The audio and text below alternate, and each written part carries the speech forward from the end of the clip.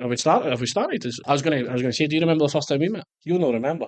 I don't remember. It's the most unassuming conversation I've ever had, but it was the most scouser conversation I've ever had. I was filming for my D license, so I filmed at Benedict's. You were running sessions, and I've came down onto the field. Right. You had been hammering a few players as you normally do. And I was like, and I was seeing the star, so I was like, oh, we're all a family, like it's been sold to us. I was like, how you doing, mate? I'm Declan, I'm just here filming. And you go, oh, what's happening, mate? How are you? And I'm like, no, I'm good. Like no rush, but Kieran's let me use the field so I can film. So you're like, no problem, no problem. I was like, how you doing anyway? You go, right. And then walked away, and I was like, but you'd obviously just like finished up. It was funny. It was really funny. Oh, sorry, mate. Well, anyway, it was good. Welcome to the Crossing the Pond podcast, hosted by me, Gary Adair, where each week our guests will recount their own experiences of resilience and transformation, whether it's moving to a new country, tackling health challenges, changing careers, or breaking through personal barriers. My guest this week is Declan Duffin, who moved from Scotland to the US in 2013. From leaving behind family and friends to embracing life and soccer in America, Declan's journey has been full of growth and opportunity. He's worked in various coaching roles during his time, and more recently finds himself working in the MLS ranks at DC United. Declan shares what it's been like balancing his career in soccer, his coaching philosophy, and how he views his progressions through the different roles. He also talks about the next chapter of his life and career and how he continues to evolve, both as a coach and a family man. Here we are now, different scenario. Thanks very much for getting involved and helping me out. Absolutely, mate. It's been a long time coming. It has been a long time coming. So what did you leave behind when you came to the US in 2013? Technically, nothing, but everything. Like, left my family, told them I was packing up and leaving, and gone. It was that quick. I just finished college, and that was kind of the decision to, like, I want to go into full-time football, I want to make a living. And you get those guest speakers that come back that have done stuff, and it was like Camp America, a few different things. So a couple of them had came back and told us the US and China were like two places you can go, you get a salary, they'll put you up. So first thing I've done, started hitting them up, back to me in a few days, and I'd applied for a place in Beijing as well, and never submitted the application. I wanted to hear back for the US one. And of course, like, the application, professional soccer coach in New York City, and you're like, oh yes, this is going to be unbelievable. Drove down to Birmingham, done an interview for the job. Not to get too deep too quickly, but I left my nana's funeral to go down there. So yeah, it was a mad time, 20-year-old. Did that rub people up going, calm down a bit? The people at the interview, it rubbed them up the wrong way, because I came in a suited and booted, looking good. You're taking this a bit seriously, mate. Well, they all showed that, trackies tucked into the socks and that, and I'm like, this might be professional coaching. Like, I've got a suit on, looking good. No, my parents were super supportive, which is, as you well know, can be tough to get where we come from. But they were super supportive, and it was a good time because I always had an idea of leaving Scotland. I just didn't know how, so I'd slowly got some tools and figured out how to do it. So when the opportunity came, it just made sense, and then you go through the whole visa situation and over again. But left behind my family, but it was an opportunity to, like, actually start something for myself, something I was good at and had passion for, that I learned at an early age, and through it and just went and just. Did you play, or were you always coaching?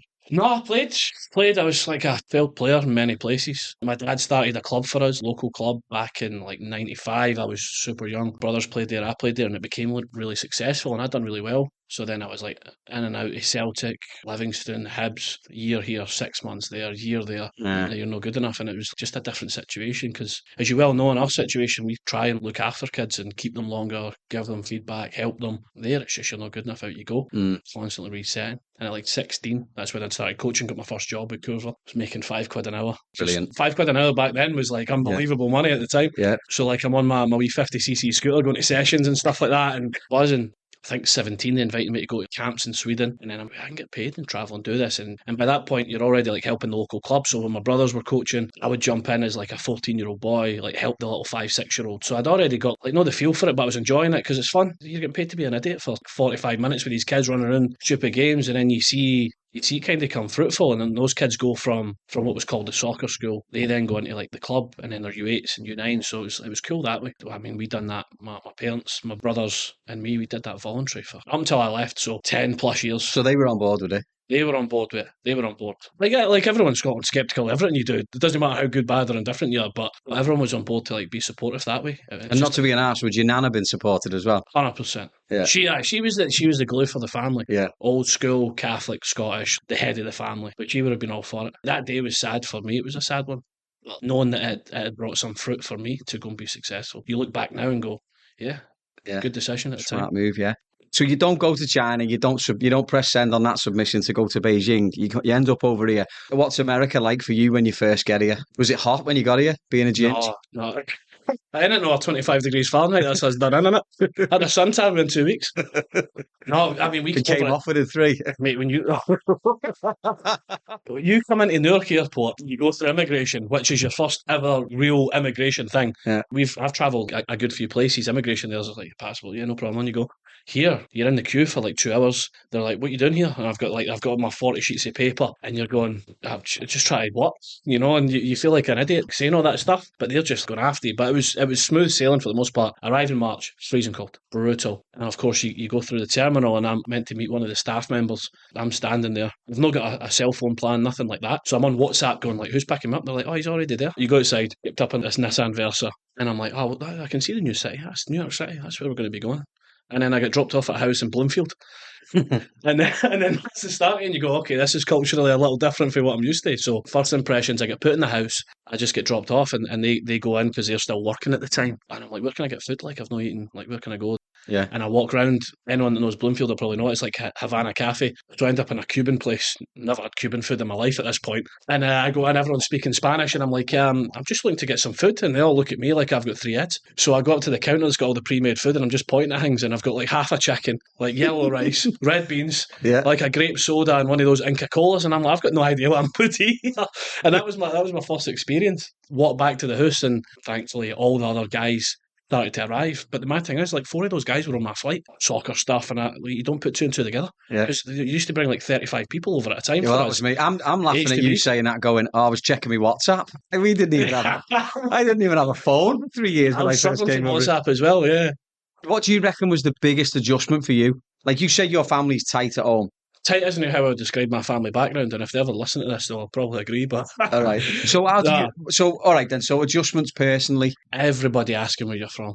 I feel like all of us experienced that. I presumed in an area, especially in Jersey, how diverse it is. Everyone was shocked that like Scottish people are there. I'm like, there's 18 different nationalities sitting in the same room as us. Like, why am I the guy? So like, you get used to the accent. So speaking slowly, speaking with articulation, enunciating. Funniest thing is that everyone's going to be listening to this podcast going, what is these two talking about now? Enunciation, yeah. Translate this one, all right, you know? No, you get used to that, and then like setting everything up, like we had to go get social security numbers. You needed to get a driving license, which I got absolutely immediately. I did not delay in getting a driving license, like all that stuff. But it's like realizing how much had to be done.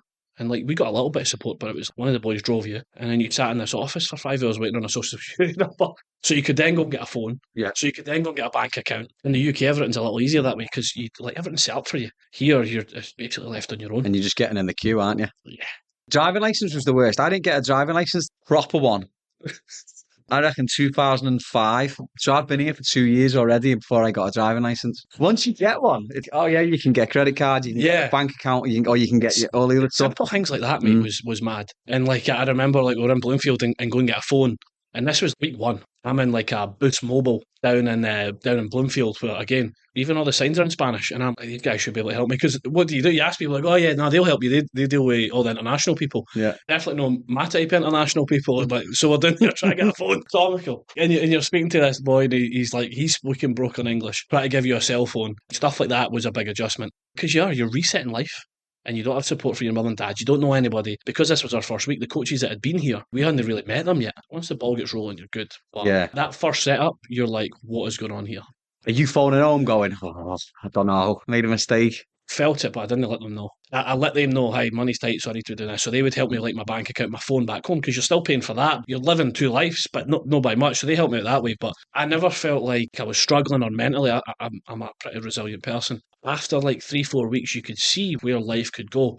That's when I started meeting a bunch of people, and then they give you the information. Do this like private lessons, then you make a little bit extra money. Once you got regulated there, everything was good. But I was never one to like call home, I miss home. Like I was on that first flight that I could get out there as soon as possible. Yeah. So I don't get homesick. I don't feel that way, because like part of what I wanted to create here was my own life. Do you have doubts? Yeah, but why'd you come here? You came here to coach full time. You're doing that. Whatever level that is open for interpretation. Yeah. And then, like I said, mate, like you meet people, and then you slowly get a feel for the land. And then once you start meeting the guys at the other town clubs, a couple of English guys here, Irish guys there, and then you figure out how they've all managed to like manipulate it.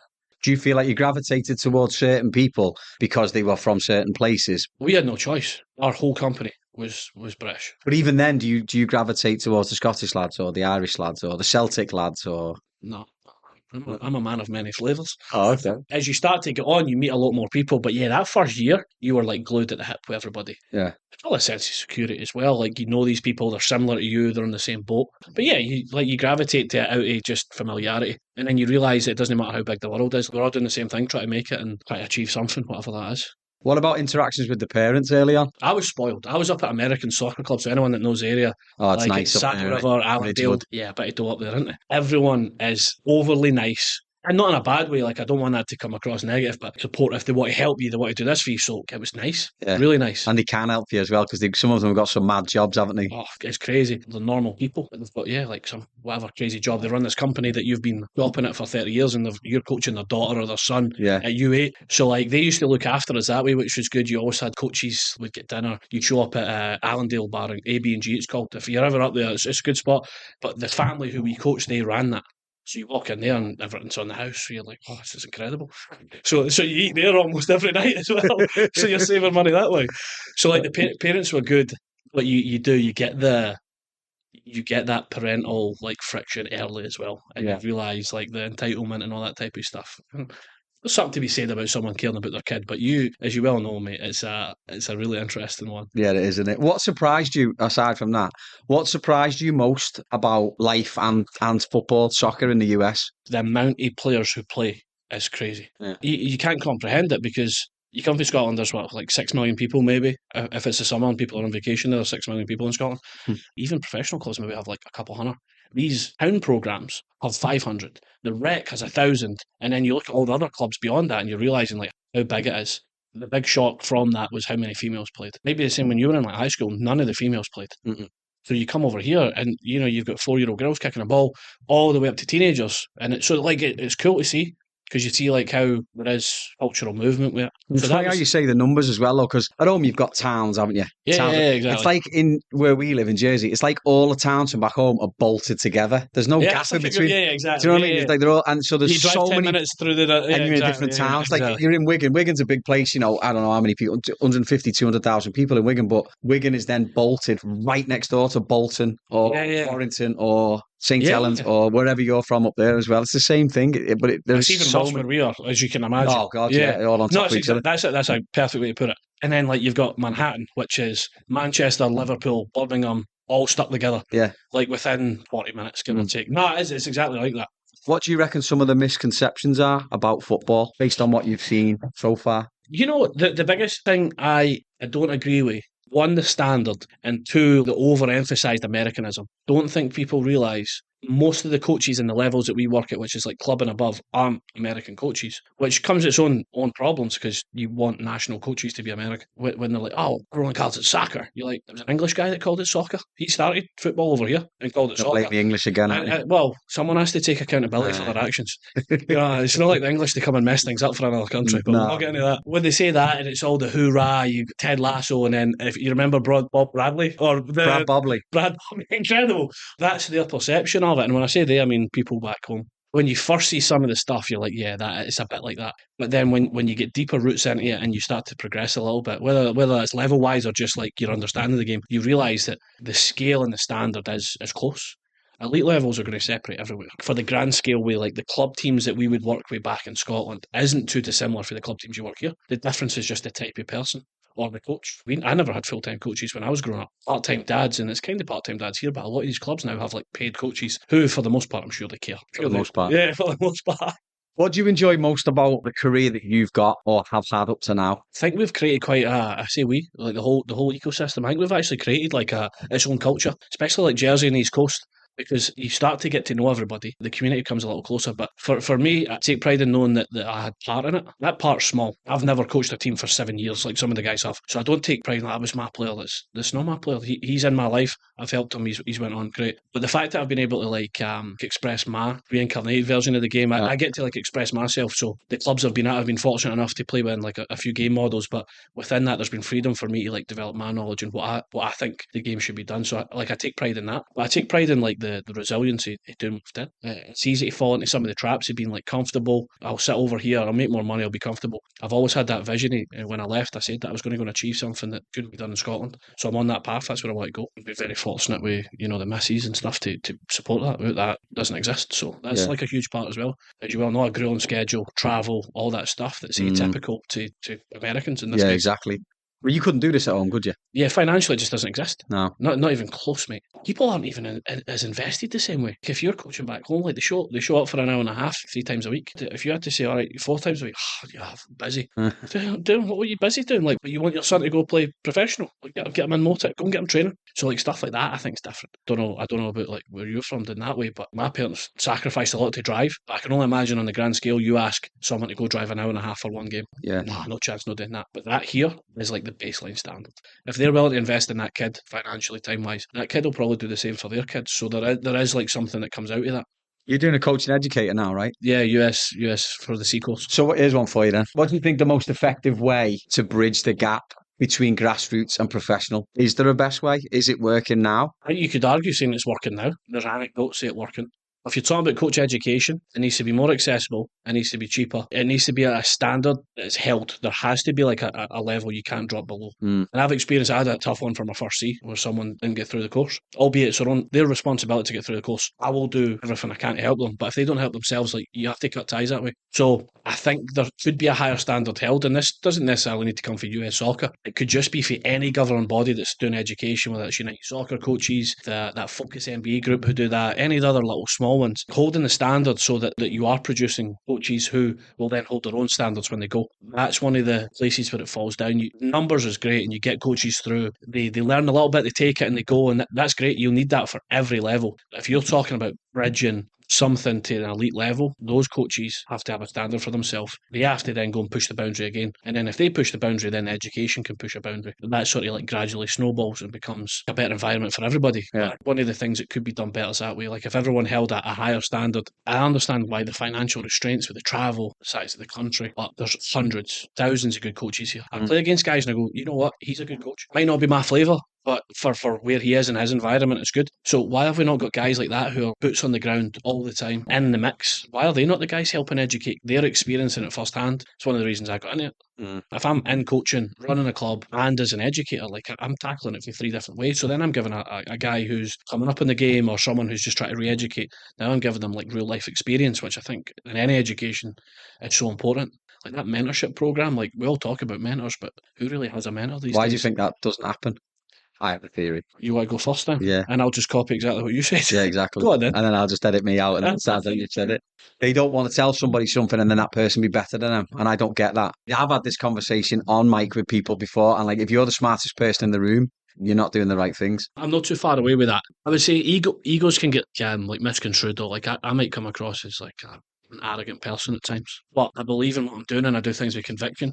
Like I didn't have that going through education. I did everything off my own back. Now I have people that I can bounce ideas off, like thankfully. When I look at it now, I agree there's probably people that don't want to give that knowledge away or help because they don't want to be better than them. But I also think, I'm not getting too psychologically deep here, but I think it might come from like insecurity. They might have a good role or lots of experience, but they're maybe unsure if that is good enough for what that person's needing help with. Let's say I give you information and you go, that ain't right, I know something better than that or different, or that's wrong. Probably comes with like updating and staying like in the loop with everything as the game progresses. I think that's a big part as well. So ego, insecurity, so like confidence, like confident that like you've done something good and it worked. Might not work for that person, but give them that information and let them use it in their context. Mentorship, not necessarily telling people exactly what to do, but just having an ear, having someone maybe say something like you say, just bounce ideas off each other. I've had to do it 1,000 times, mate. Yeah. I'm willing to put my neck out there and say, I don't know, what do you think of this? And doing that though, I've also found it, or they've given me an answer that's then been too far away for what I want or what I'm looking for. And I think that one of the good things that like clubs like ours, like TSF right now and others, because you've got so many guys here, like you can, if you're in the office, bounce ideas off. It's those bigger decisions where you might not have someone more senior or who's had that experience, try to find that person to bounce off stuff. Yeah. Unfortunately, I got a wife who's successful and smart, so she's my first sounding ear, albeit so far away from football sometimes. Do you think it crosses over though still? Some of it? Yeah, of course. I mean, obviously the technical side of it and the delivery and all that thing, it's the same sort of ideas. Like you said at the beginning, everyone's the same, aren't they, no matter what.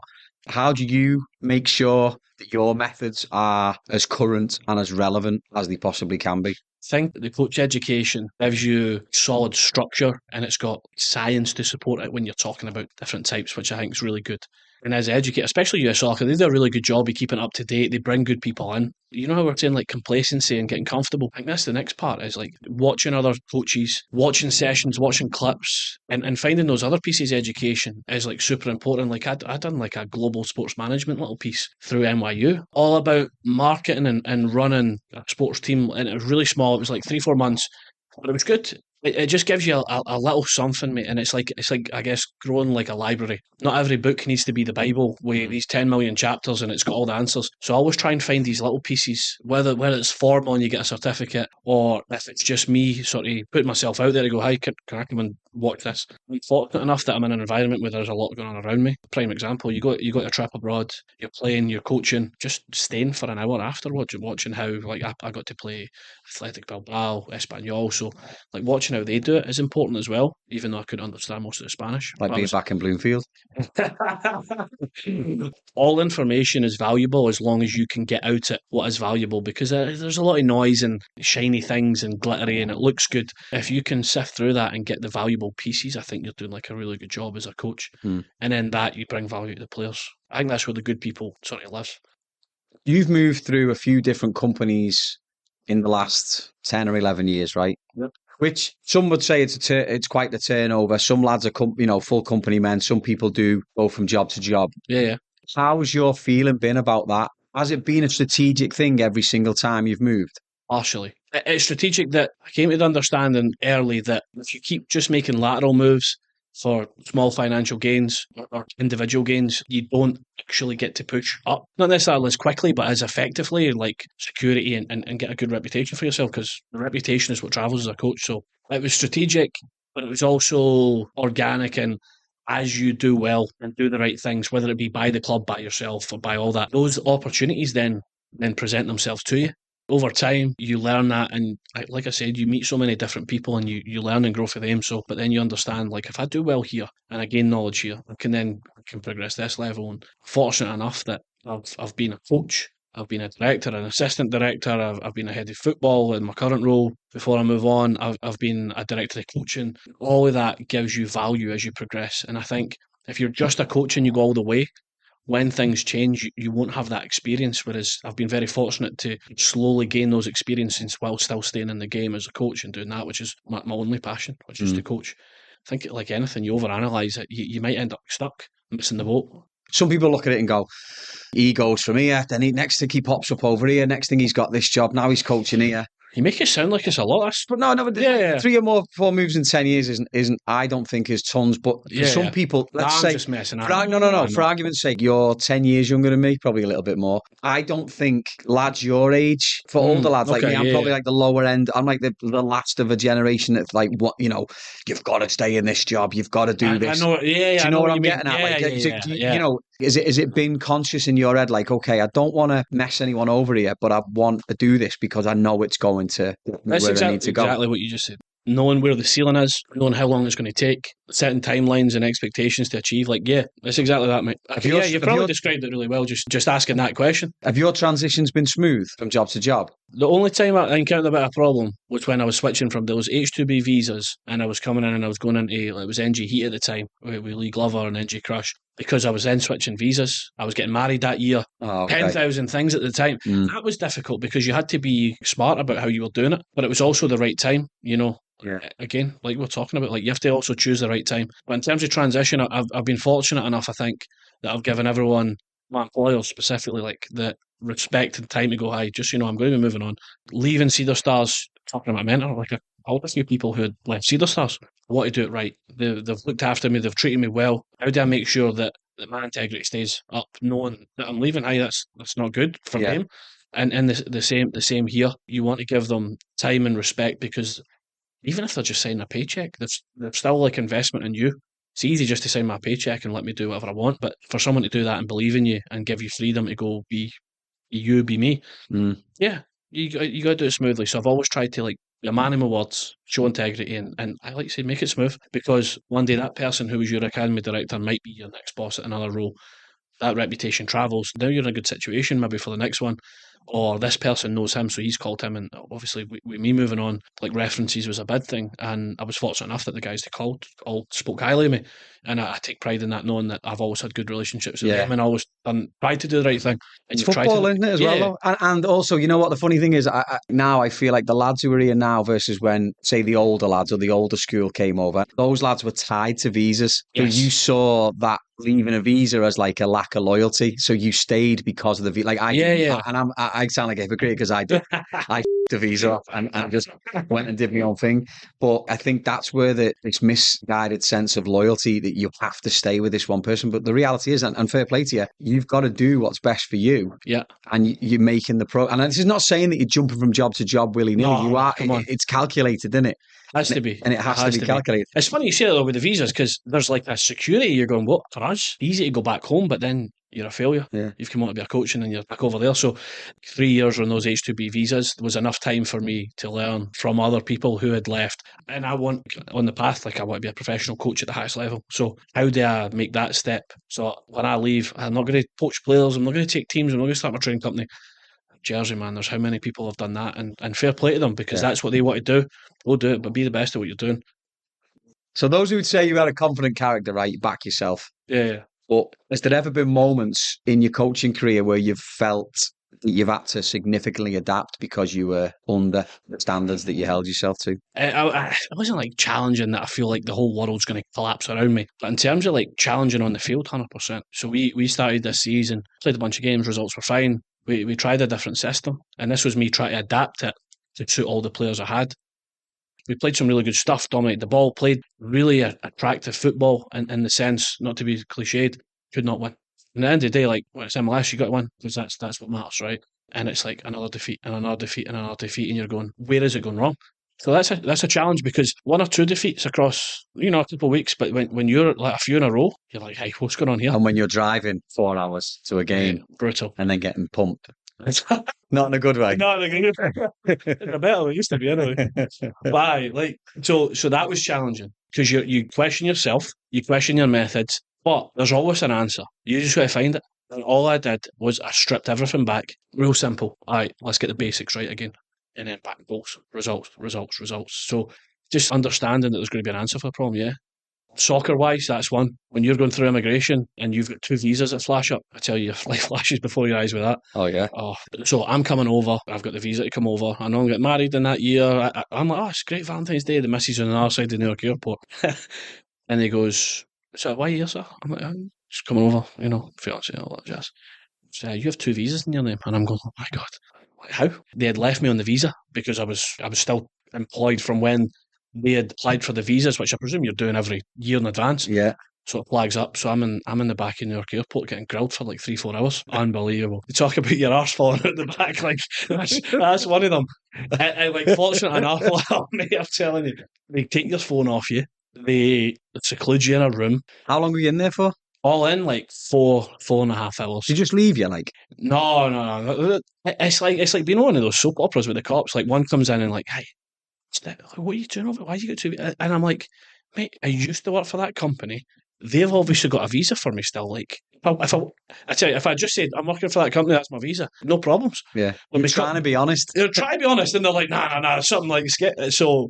Like that was bad. So like, you get the good cop, you get the bad cop. You're sitting in a room. You're in a room with all these other people who have been stopped, which is funny because they're all looking at you, going, "What's he up to?" And I'm looking at them, going, "What are you up to?" Like, what are you doing? Like the usual suspects. Yeah, exactly. You're checking your shoulders on either side. And it felt like an eternity. Of course, I'm there on Valentine's Day. We're meant to go out for dinner that night, Valentine's Day. We've been apart for 3 months, all that nonsense. And after like 2 and a bit hours, 2 of them get me in a room, asking me questions. Then I'm back in the room. Then it's another 2. Then they give me my phone back, and I've got like 100 missed calls for the missus. What's going on with you? And I'm like, stuck in immigration. I should be out soon. Everything goes well, and they let me go. They're like, happy Valentine's Day. I'm like, unbelievable. I was like, you should have bought me dinner if you're going to treat me like that. That was terrible, mate. Terrible. That is. And I go there, there's no one. It's like one of those scenes, like no one in the terminal. My missus is there, like dressed nicely in that because she's picking me up. She's just standing there, tears through.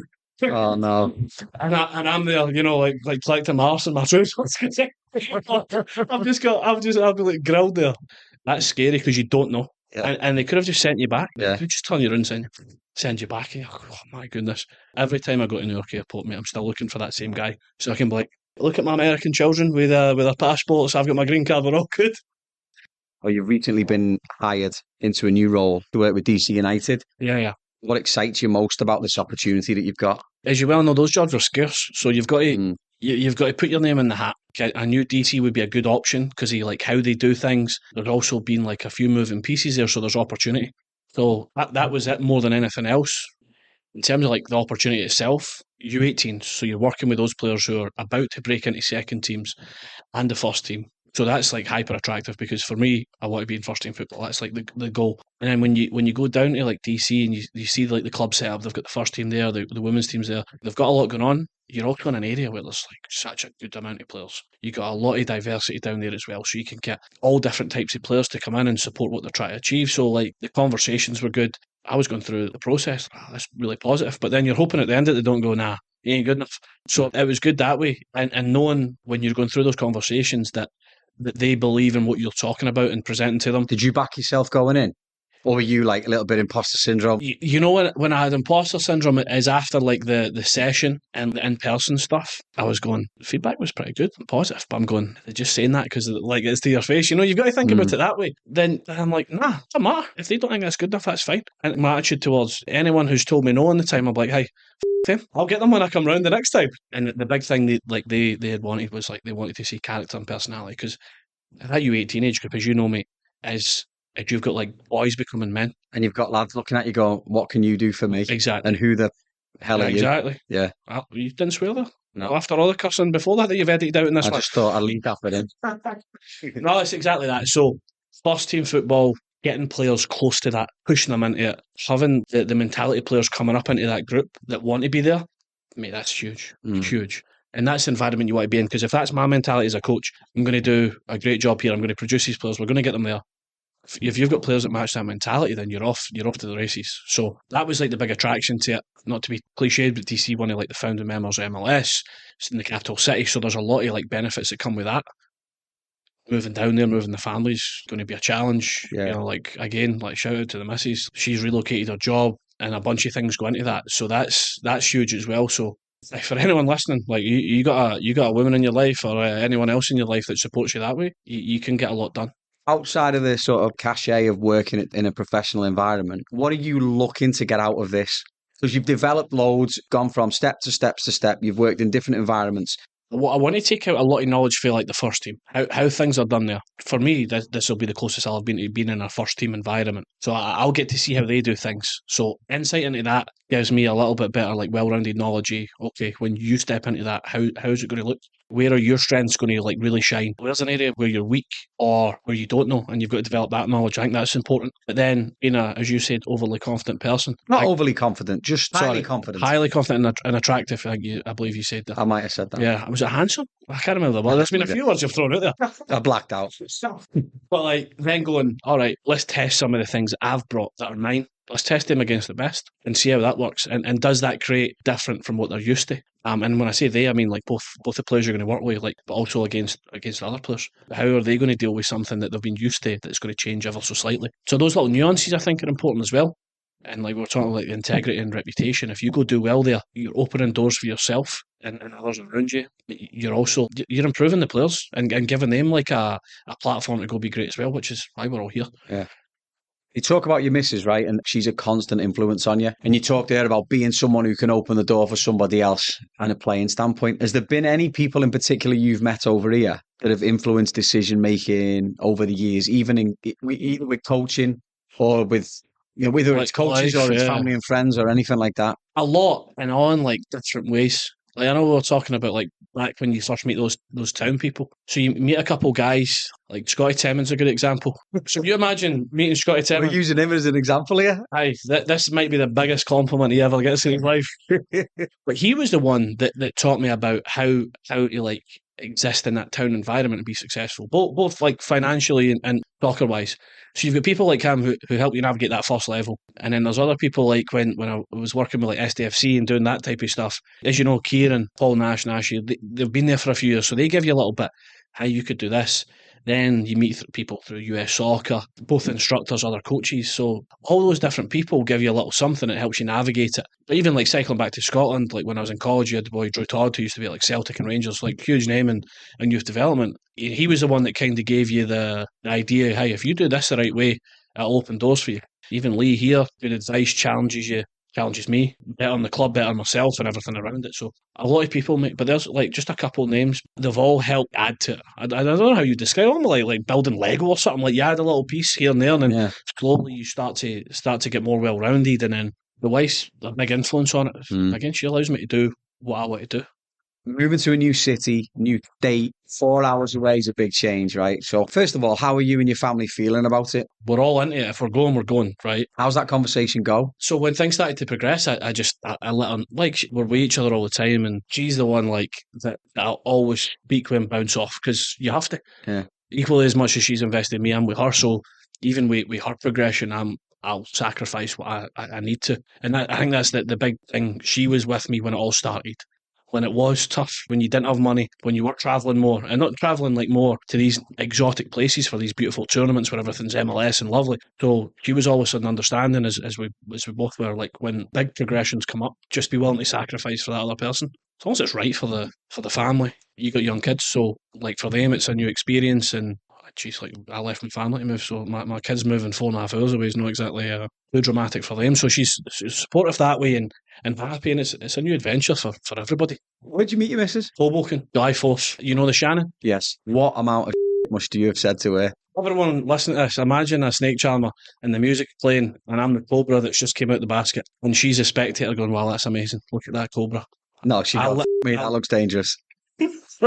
She's embarrassed to admit it, but she approached me. Get lost. Not even joke. I'm up on the dance floor, a few shoulder movements, she's up dancing, and then she says some inappropriate things to me. And here's the kicker, right? If an attractive female walks up to you and offers to buy you a drink, you're in. Unbelievable. I was like, that'll be my wife right there, no problem. Yeah. I'd met her like 3 months into being here. I came out in March, met her in July, whatever that is. And then we've been together ever since, mate. That was that. And the kids? Tiger was born 2021. So we met 2013, he was born 21, so it's 8 years. Is it true your kid's Tiger Larson? Tiger Larson and Lennox Amadeus. Yeah. I know, they're out there, I know. I had to, my first son... Are you like banking on them being actors or something? Like they have mad names? And I think they're normal names where I come from, but I always wanted my kids to be like their own animal. Yeah. You know that way you want your kids to be like you, but you don't. So they look like me a wee bit, and like my youngest one has like all my personality in a 1.5 year old, mate. He's a savage. He might be the one who's like in the UFC or something. Just the way he is, he's a psychopath. He's not like mean or anything, he's super nice and polite and speaks well for his age, but he's just like, let's go all the time, that like big energy. Yeah, like 7 years basically before 7 going into 8 years, before we had kids. How are they going to be with the move down there, you think? Oh, they'll love it, mate. Yeah, they've got like... just like sponges at the moment. Yeah, just like lust, mate, just a lust for life, mate. Yeah. They love it. Does any of this remind you of 2013? All right, you've got your own little army now as well, army of 4. You know what it is? Like, there's a little bit of uncertainty when you move. The difference is, this time, opposed to there, I get to control the variables. Or I have more control, should I say. But I'm also travelling with the people who give me everything. So there's like a cohesiveness that way, that if things get tough, like you've got that there. At the end of the day, the only person that can mess it up is me. So if I go down there and it's great, I can take pride that it was me. If it goes there and it gets tough, I'll then solve it, and they'll be there to support me. So it's like I look at it, tackling it that way, that having that sort of mantle of responsibility, I enjoy. Yeah. Especially going where we want to go. What sort of Scottish things do you want to keep constant with your kids that your missus will let you? It's got to be the patter, or as you guys would call it, the banter. The patters, it's one of the only things we have that's uniquely ours. You're constantly taking the piss, and you're constantly having a good time, but it's like a sense of camaraderie when you do it. It's the same in a lot of places, especially where like the types of areas we grew up. I think that's important. But I want them to have like that old school working class desire. If I work, I'll get it. Yeah. You know, if it's fighting for a piece of leg off his brother, like something like that type of stuff. Yeah. And then appreciating what you've got is important, regardless of how much or how little it is. I want them to appreciate that it doesn't come easy. If you can make more choices and sacrifices, you'll be in a really good spot. If that makes sense, like you have to sacrifice some things, which is usually negative. But if you can make choices, then you get to like own that. So like those are the type of things I think that are uniquely probably working class. Understanding that, and then I'm not big on like, oh, they need to know where they're from. Like they'll know where I'm from and stuff like that. But they get to then go on their own journey. understanding that this was the path I took that brought you guys here, and this is the path your mother took. Go make your own, whatever that is. Go. What do you do in your spare time to break loose from footy, and why is it cooking? Love cooking. Where's that come from? You said to me that you went into a Cuban restaurant in 2013 and didn't know anything. Now I see things that you put on, Chef Duffin. I know. So I where's gave up that my come Instagram, from? didn't I? I gave it up. I had no time to post. So growing up, I used to watch. You'll remember this. You remember Ready Steady Cook? Like Ainsley Harriott. Yeah. Incredible. I'm a huge Gordon Ramsay fan, as most people are, right? If you don't know Ainsley Harriott, you are not a cook in any way. He's one of the best, right? So after school, that's what it used to be on, like 3-4 o'clock. Yeah, did yeah. The green peppers, the red tomatoes, and that. Yeah. So sometimes your parents would have food for you, sometimes not. It depends. They're away working, as you well know. Like both parents are away working, so you figure it out yourself. So then from that, I started just like pulling all the crap in the house together to make food. I didn't have any money at the time, so I just made it work with whatever my parents were buying, what was left over. But then when I came here, and I was like, all right, I'm going to start trying to make things. And it literally just transcended for that. And then you realise, like in football, cooking, it requires a lot of focus because you can't worry about anything else. Like you're focused on that. Because if you're solely focused on one thing, you're free from all the other nonsense. And that was it. Just realising I could do that. And then as soon as some people are like, yeah, it's really good. And then you just go. The best teacher for cooking was crappy ingredients, random ingredients, putting all together, and then like you go back when you're younger. You know, you come home with your mates after a heavier night. Like that's what you're doing. Like you're throwing crap together to make it work, and then it's incredible. So that's how it started. And then I just I put it on Instagram when I was on Instagram, and it was more for like my mum said, "Yeah, that's good." Yeah. And then they come over and like, "It's a bit rich for my taste." I'm like, "No, eat it then. Get this." What would your signature dish be then? You coming for dinner? Fish fingers, brown sauce, sandwich. Smoked steak is always a good one. Like people don't like consume it, but you cook it at a low temperature on the smoker and then you whack it and get a nice crust on it. Like that's good. Any type of like slow cooked stew and sauce, lamb. Like I like cooking lamb. Lamb's excellent. Lamb's underappreciated. Don't need to Proper tell me. underappreciated. Right, So like slow cook, like you do like a smoked lamb and stuff like that. I think that's good as well. You asked earlier how like I unwind. I used to watch just cooking shows. That's all I'd watch. You come home from football, the last thing you want to do is watch more football. So I would save that for the mornings. Like I would do like game analysis or even just like watching Celtic. Like you'd watch that in the morning. So at night, just cooking shows constantly. French chefs like Marco Pierre White, those people, Gordon Ramsay before he got like crazy famous. And then like all the new school people like Matty Matheson is like a big one on YouTube. So watching how he did, he's Canadian, mate, he's hilarious. You see him, big boy, and that was it. And I read like Bon Appetit, the magazine, and so I get all their recipes. And then you just go down to ShopRite and buy all the gear or whatever. Yeah. Bring it home and have that's a go. It. And then I just that's exactly what I do. Have a go. I'll stick to recipe if it's something like really precise, or if it's like a traditional thing where you have to like have good technique. I ain't got that in my locker. But if it's a recipe, you're going to need this. It could be 8 to 10 minutes. Like I thrive in that. It's like coaching it. It's a bit of yours. Like it's your own little thing. And then like when people are eating it and they're happy, something like what we do. Like there's a sense of joy in creating something that's uniquely yours, and then they're appreciating it. So there's something nice about that. What advice would you give to people who are striving to advance up the ladder in their career? Well, you have to take risks at some point. I think it's knowing if the risk is going to bring reward in the right time and for the right reason. Assessing the risk to make a good logical decision is important. But then if you're climbing the ladder, constantly be observant of what's going on around you. If you're just looking straight up the ladder, you only see like that target, so everything's just in front of you, like almost like blinders. So like being observant to all the little pieces around you help you get there if you're wise enough to like see them. So and knowing the right people to be around you, distancing yourself from the wrong people, getting closer to the right people, but not in like a schmoozy way, nothing like sleazy like that, but knowing that you could use them and be upfront and honest with them. Like, I want to go here. What do you think about this? So knowing that, I think is really important. And then education. And everyone like cliche, get in coach education. But if you're not in coach education, you're not testing what you do against some of the minds who are in the higher positions. So if you use US Soccer, obviously the governing body here, there's a lot of stuff that people don't value there. But if you don't do it, you ain't going to pick up all the little pieces in between that. And all the good people who will give you information, all the great people that are on the courses, like you meet some really interesting people. You do, good and bad interesting people. Again, it's like you take all those little pieces and it helps you. And then you almost take less and less risk because you know where you're going. You've got a good foundation. You've maybe met some of those people. So now it's not such a left field move to go here. You might know someone there and they know that guy's a good guy. They've put in a word for you that way. So then like you start to close it in. I think like that's probably like the best advice I give. Would you have been like that in Scotland? Ask people. No, more because of what you said earlier, like with the egos, like it exists more over there. Why? That's their problem. Yeah. But like I said, if I ever end up back in Scotland, Celtic give me a call anytime, no problem. But if I end up back there, and mark my words, I'll be the person that someone can come to and be like, I want to do this. Can you help me? 100%. Because no one was ever like that with me, really. Small pieces, yeah, but for someone who was actively wanted to pursue the professional game and who had aspirations, and I guess it somewhat had talent, like, there has to be those people, and if there's no one at that level to help, how do you get there? You know, you apply for a job, 5 years experience. Well, if you've got no one with 5 years experience, how do you get the guy to get 5 years experience? Like, someone has to give them that opportunity. So, as much as I look for that in my own career, I'll be the first one to help others who maybe need that door open for them. Yeah. If you don't ask questions over here, nobody knows who you are. You got to put yourself out there a little bit. And then you're not challenged by what you already believe, because what you already believe, it could be outdated, it could be wrong, you'd never have thought of. But you only believe it in your own head. Yeah. But that's it though, isn't it? Like, if we stay in this room forever and talk, no one else is going to know what's going on. We're not going to have any input for anybody else. We're not going to get any sort of perspective.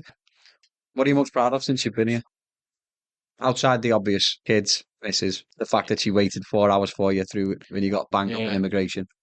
To sound like a completely arrogant prick, I'm most proud of the fact that I had the vision and the idea what I wanted to achieve. Timelines have changed, as you well know, but knowing that I've managed to keep going, take all those pieces, like I take pride out of, and knowing that I'm still going. And part of that is your family and your kids as well, I think. Yeah, no, it's cool. Yeah.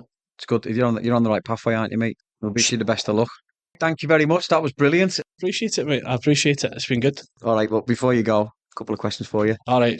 Does your missus cook? She tries really hard. Okay. Having said that, what's the best thing that she tries to make?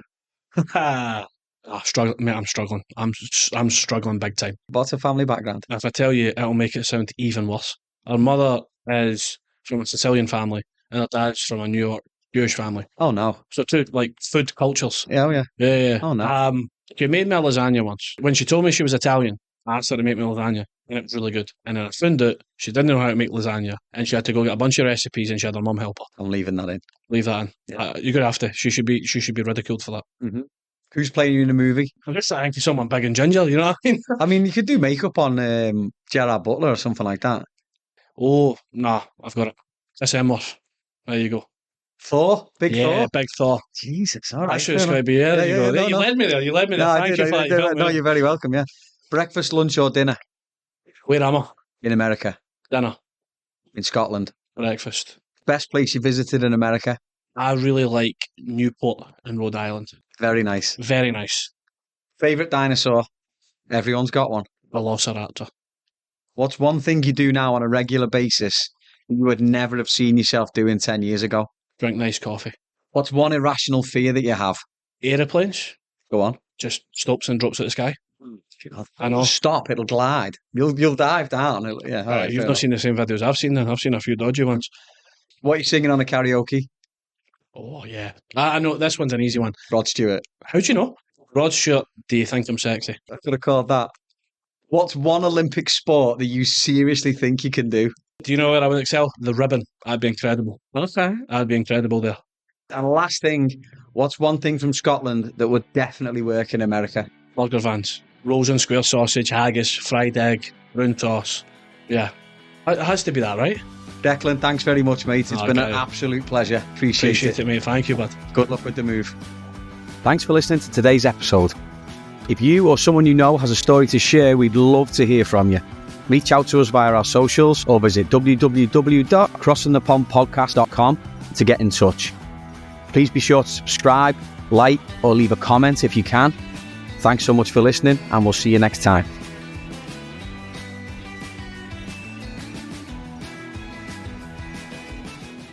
Cross Pond Podcasting.